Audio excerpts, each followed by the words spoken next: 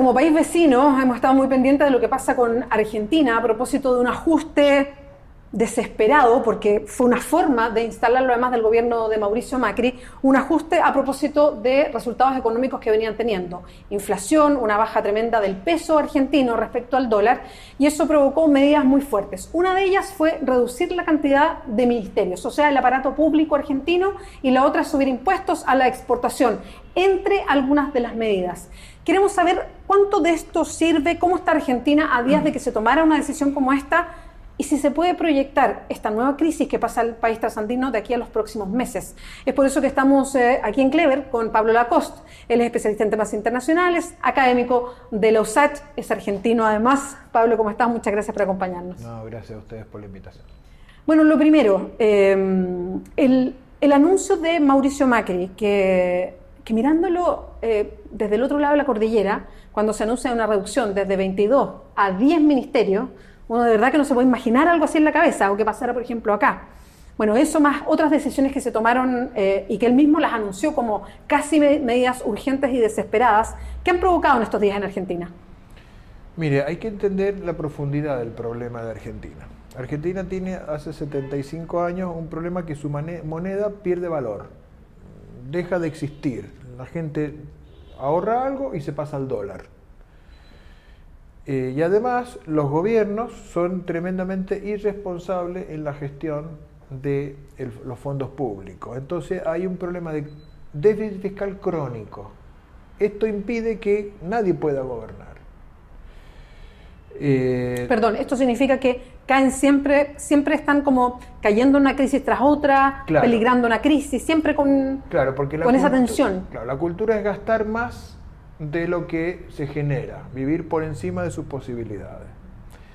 En el 2015, Argentina tenía, cuando asume Macri, tenía un déficit fiscal de 30.000 millones de dólares, era el 6% del PIB. Entonces todos lo presionaban a Macri para que alcance el equilibrio fiscal. Para eso tenía que bajar los gastos y subir los ingresos. Entonces dijo, bueno, voy a empezar a bajar un poco los gastos, tratando de actualizar las tarifas de los servicios públicos y no gastar tanto subsidio en eso, pero Macri comete un error muy grave, que es anular buena parte de las retenciones de las exportaciones, o sea, baja los ingresos, saca muchos impuestos. O sea, baja los impuestos. Claro, entonces eso le creó 7.000 millones de dólares más de rojo. Entonces después fue tratando de bajar el gasto con la actualización de las tarifas de servicios públicos, pero no lo suficiente. Entonces la inflación, en vez de bajar, subió. Estaba en el 25% anual, después subió al 40%.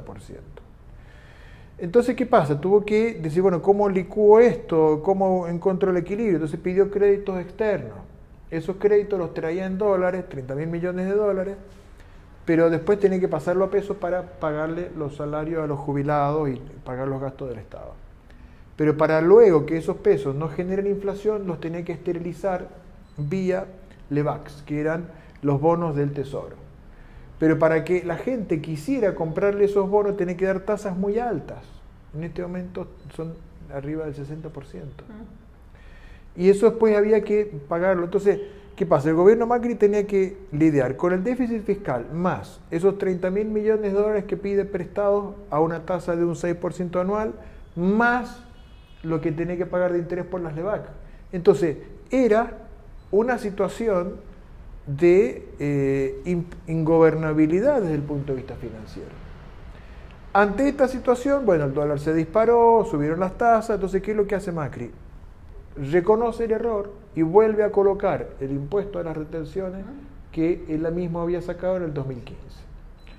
Esto hace que ya no tenga que hacer un ajuste tan duro del gasto público, y además esto va a generar una convergencia. Entonces Macri tuvo que renunciar a su base política, el campo y los exportadores, pero ha logrado un ambiente de concordancia con los gobernadores peronistas, que ellos pedían justamente esto.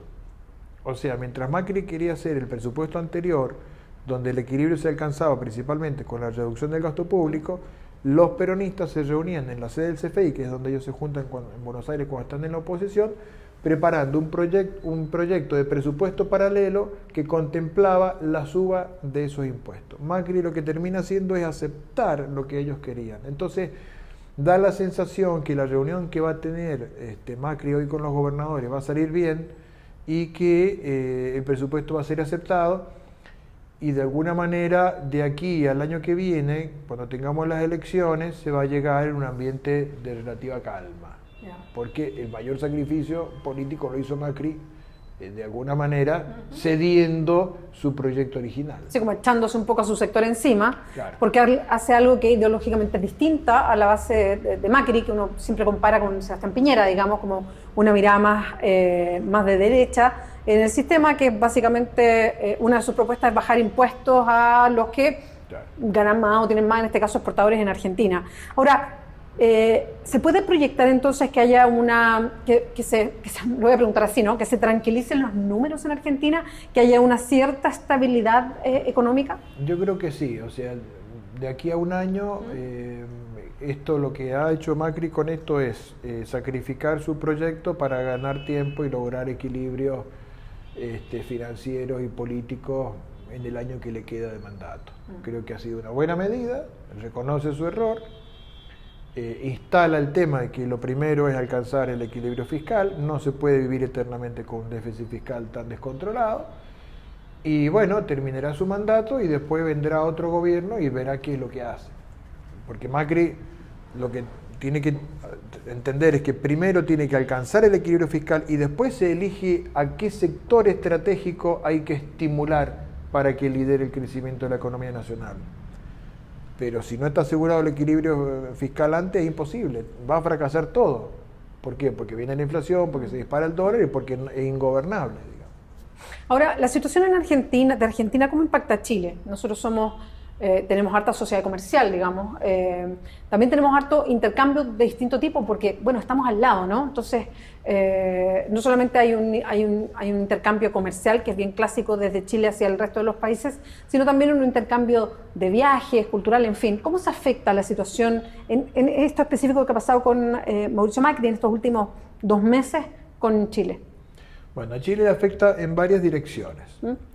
Por un lado, hay muchas empresas chilenas que han invertido en Argentina y que, estaban preocupadas por la incertidumbre. Yo creo que esto le va a dar una sensación de calma, de que, a partir de esto las variables se van a estabilizar y van a poder cerrar este año y el que viene en un ambiente de mayor tranquilidad, pero no van a tener esa explosión que ellos esperaban. O sea, hay muchos inversores de Argentina que calculaban que cuando se fueran los kirchneristas y viniera Macri iba a venir un shock de crecimiento capitalista. Eso no ocurrió y no va a ocurrir después de estas medidas de Macri.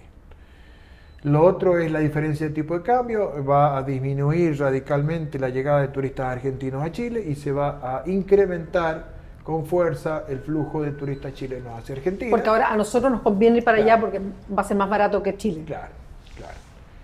Esto va a ser también muy importante y hay que ver qué pasa con las industrias competidoras, las inversiones chilenas en vinos dentro de Argentina. Hay varias empresas que tienen allá emprendimiento y que exportan.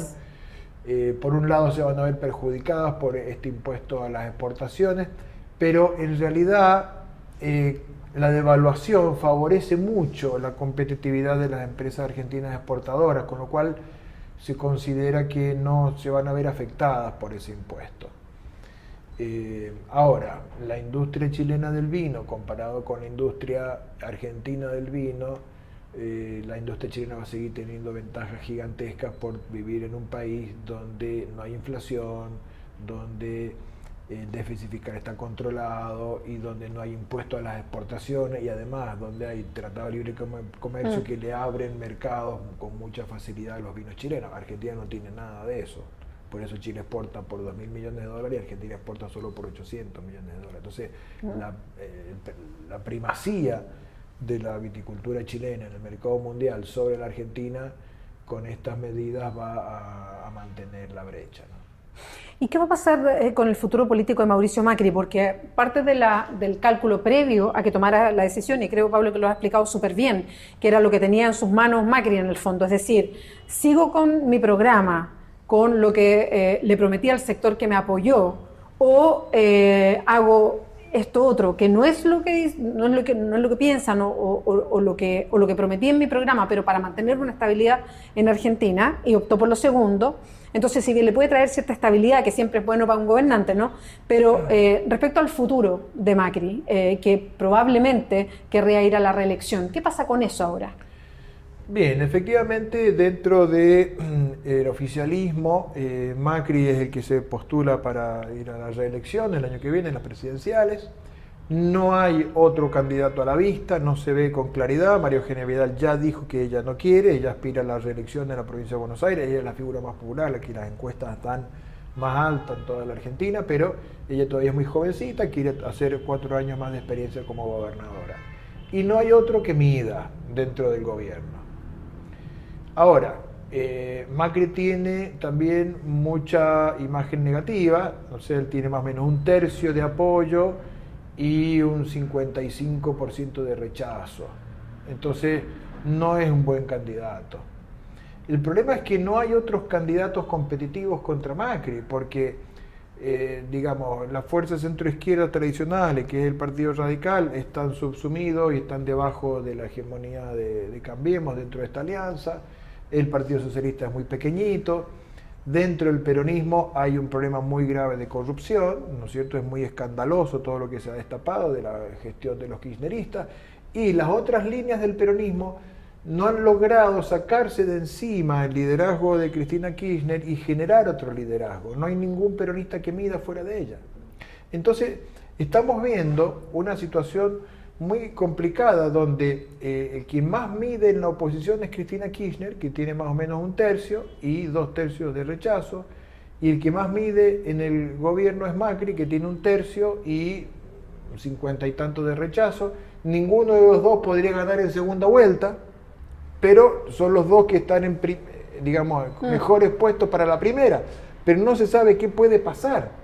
O sea, están dadas las condiciones para que surja algún otro liderazgo de la noche a la mañana, y ver cómo se arma el escenario. Pero bueno, habrá que estar atento cómo sigue la inflación, cómo siguen las variables macroeconómicas, si se logra estabilizar esto, y ahí veremos, ¿no? Pablo, muchas gracias por acompañarnos hoy día. Gracias a ustedes.